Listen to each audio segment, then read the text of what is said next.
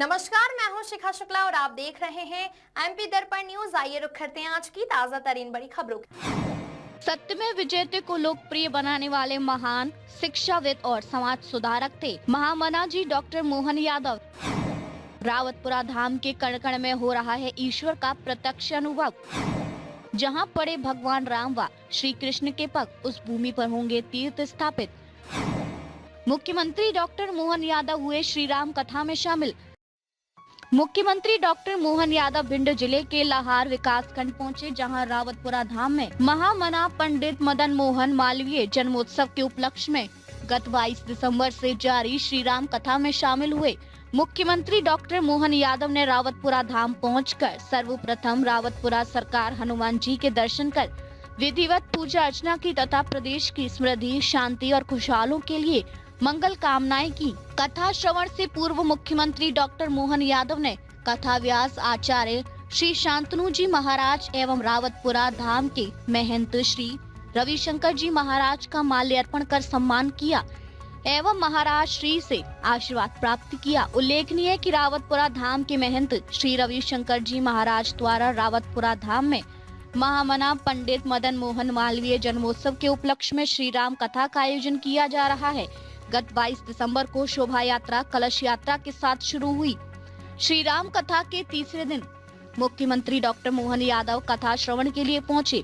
श्री राम कथा का समापन 31 दिसंबर को भव्य 108 रामाचार्य महायज्ञ तथा 1 जनवरी 2026 को नव वर्ष के उपलक्ष्य में प्रसाद भंडारा के साथ होगा। मुख्यमंत्री डॉक्टर मोहन यादव ने महामना पंडित मदन मोहन मालवीय जी को स्वतंत्रता सेनानी, शिक्षा के प्रेरणा और बनारस हिंदू विश्वविद्यालय के संस्थापक के रूप में याद किया। साथ ही मालवीय जी के राष्ट्रीय उत्थान, शिक्षा और संस्कृति के प्रति योगदान पर जोर दिया। उन्होंने कहा कि महामना के विचार आज भी प्रासंगिक हैं, जो राष्ट्र चेतना और साधना को प्रेरित करते हैं। एमपी दर्पण न्यूज भिंड से अवधेश भदौरिया की रिपोर्ट। लेकिन पेड़ से हम बात नहीं कर पाते, लेकिन हमारे सीधे देवात्मा जब ऋषिवंत रहते हैं, जो हमारे साधु संत रहते हैं, ये प्रत्यक्ष भगवान के माध्यम से एक तरह से भगवान का रूप हमको मिलते, जिनसे संवाद करके भगवान का स्नेह पाते, आशीर्वाद पाते और अपने सारे दुख दर्द भूल जाते।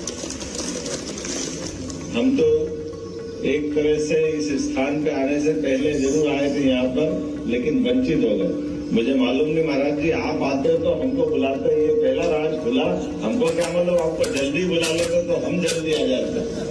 पिछली बार आए थे, महाराज जी ने एक स्थान और महाकाल का दर्शन कराया, शायद वो ठीक रही है।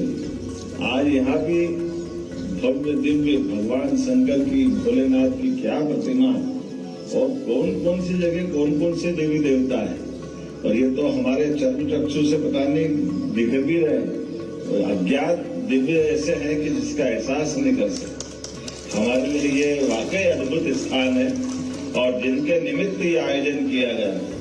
सच में अंग्रेजों के काल में, और वो भी उस काल में जब एक तरह से देश के अंदर 1000 साल की गुलामी के बाद भी जब अंग्रेजों से संघर्ष का मौका आया, ऐसे में हम किसी धर्म विशेष के लंबे कारण से उससे संघर्ष कर रहे हैं।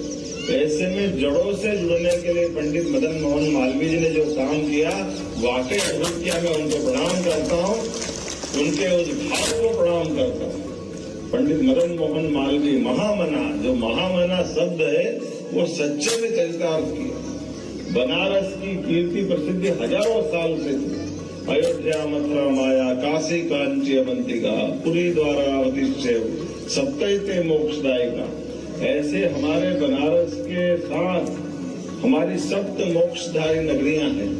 लेकिन सच में मैं मान के चलता हूं कि महामना ने न केवल आजादी के लिए कदम से कदम मिलाकर अंग्रेजों के खिलाफ संघर्ष करने में पूरे देश का नेतृत्व दिया, बल्कि देश की आजादी देखते हुए।